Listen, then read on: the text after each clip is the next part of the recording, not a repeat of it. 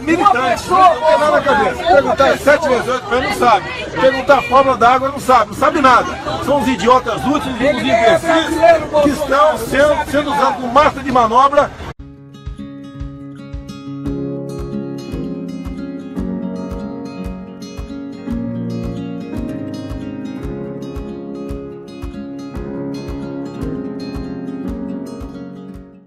Salve, salve, eu sou Edmar Alcântara, este é o canal Entre Estantes. E aí, depois dessa fala presidencial, o que dizer, né? Bom, vamos tentar falar um pouco aqui, rapidamente, pro vídeo não ficar gigante, sobre essa questão, sobre esse imbróglio envolvendo o ministro da Educação, o presidente da República e todo o movimento estudantil, todos os professores, toda a sociedade civil organizada que defende a educação. Bom, primeiro é bom dizer que se você não se inscreveu, inscreva-se, curta, compartilhe, comente, fique à vontade, a casa é nossa.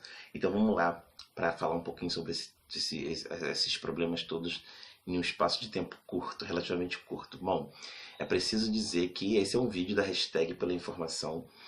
É uma hashtag que criei esse ano no canal e a gente vai tentar falar alguma coisa à luz das técnicas de recuperação da informação que eu, enquanto bibliotecário, e você, enquanto bibliotecária, enfim, profissional de informação, aprende.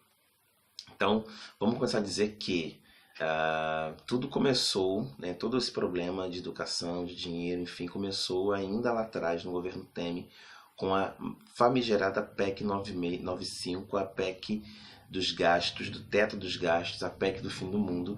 A gente sabe que o Temer saiu do governo, mas essa PEC ficou aprovada, essa emenda à Constituição está aprovada, enfim, tem a emenda 95 que impede todo qualquer governo, independente da sua bandeira ideológica, todo qualquer governante brasileiro, o presidente do Brasil, até que seja revogada, enfim, até que seja feita uma nova PEC que possa revogar essa, precisa gastar olhando para o teto dos gastos públicos. Bom, enfim, aí chegamos em 2019, a arrecadação do Brasil não está legal e o governo do senhor Jair passa realmente por sérias dificuldades financeiras porque ele não pode ultrapassar o limite constitucional do teto. O que acontece se ele passar do limite estipulado pela PEC 95? Ele pode sofrer um processo de impedimento, como a Dilma sofreu. Ele pode ser destituído do cargo através de um processo de impeachment.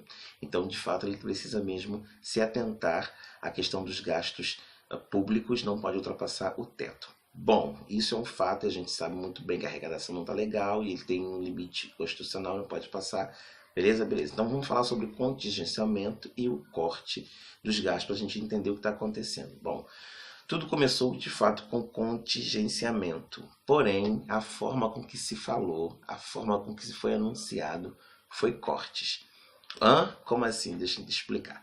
O governo precisou contingenciar mesmo os gastos, mas escolheu uma parte muito sensível, uma pasta sensível e muito cara para a sociedade, que foi a educação. E como que esse contingenciamento foi anunciado?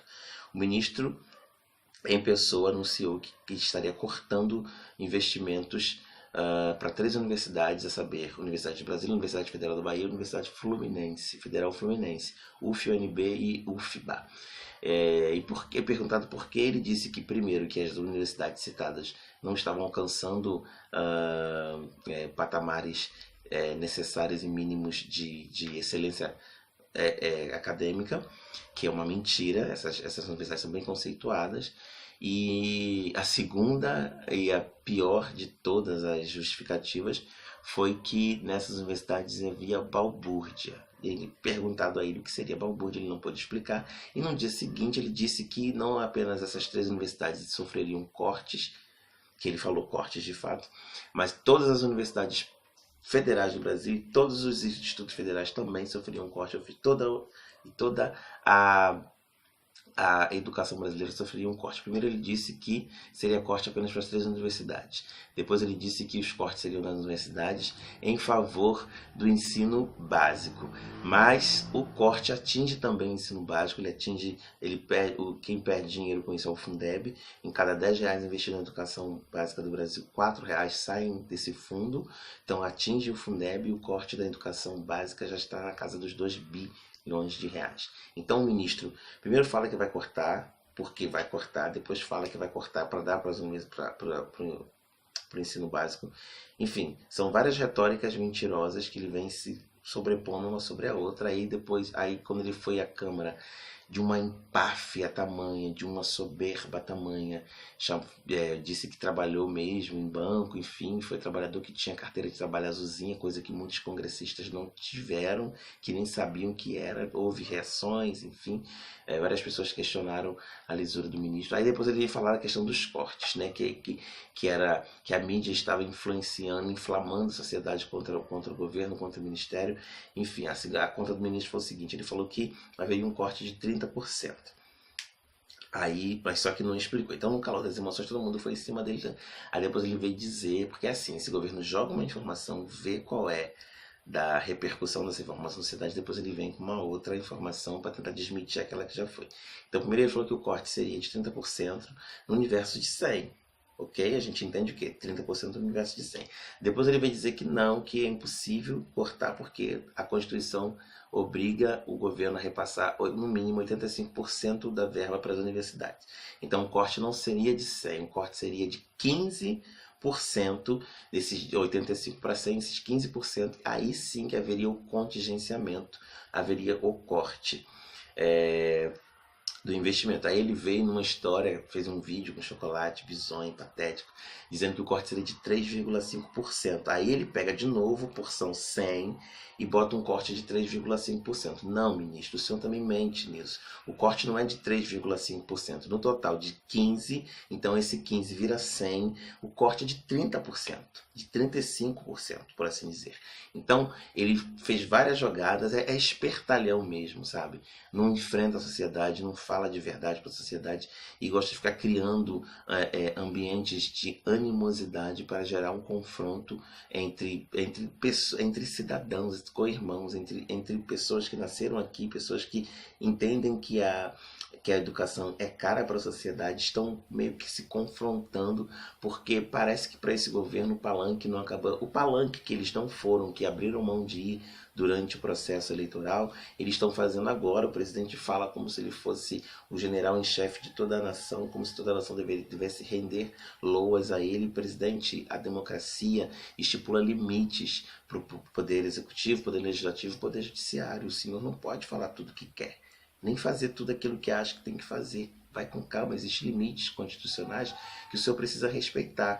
Ministro, o senhor precisa entender que o senhor é um ministro de Estado, não é esse tipo de coisa que se fala, que o senhor vem falando aí, que se deve falar. O ministro de Estado não deve se reportar assim à sociedade, e nem a parlamentares, tampouco aos alunos. O presidente nos chamou de idiotas úteis, que somos massa de manobra. Não, presidente, o senhor inflamou as ruas. O senhor fez com que os estudantes voltassem às ruas. Dia 15 nós demonstramos já para o senhor o que nós somos capazes de fazer. No dia 30, espera que vai ser bem maior. Aí vem e convoca uma manifestação dia 26 contra as instituições. Aí é a favor da reforma da Previdência. Quem em sã consciência que leu aquela reforma da Previdência, que não é empresário, que não é o dono do capital, que não é capitalista, o burguês, o dono dos meios, aquele que detém os meios de produção.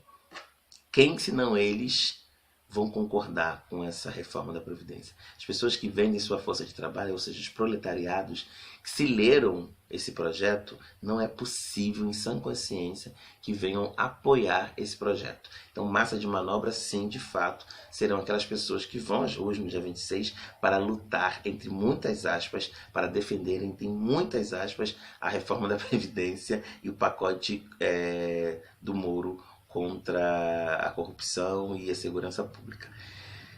Quem viver verá, e é preciso esclarecer certas coisas. Então, assim, a educação está de fato sendo atingida e a gente precisa ficar atento nisso.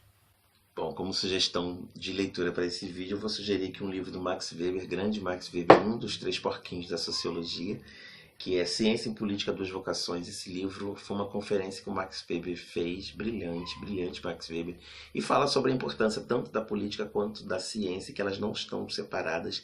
Isso vai direto para essa ideia desse presidente, a ideia do governo, de que precisa cortar investimentos na educação. A educação é a base para o desenvolvimento social, e a ciência precisa de investimentos, sim. Se a ciência brasileira caminhou a passos lentos até agora, foi por falta de investimento de todos os outros governos que passaram por aqui, mas não dá, senhor presidente, não dá, senhor ministro, para simplesmente cortar as verbas para a educação. Para vocês, se é que vocês vão me ouvir um dia, Max Weber, Ciência e Política, duas vocações. Bom, eu sou Dilmar Alcântara, este é o canal Entre Estantes, obrigado por ficar quieto comigo até agora. E vamos caminhando junto, porque tem assunto para debater, tem assunto para falar. A sociologia contemporânea, a biblioteconomia contemporânea nunca foi tão movimentada quanto esses últimos 5 meses de governo de Jair e sua trupe. Sou Dilmar Alcântara mais uma vez e a gente se encontra no próximo vídeo. Fica caminhando junto que a gente chega lá. Forte abraço e até a próxima.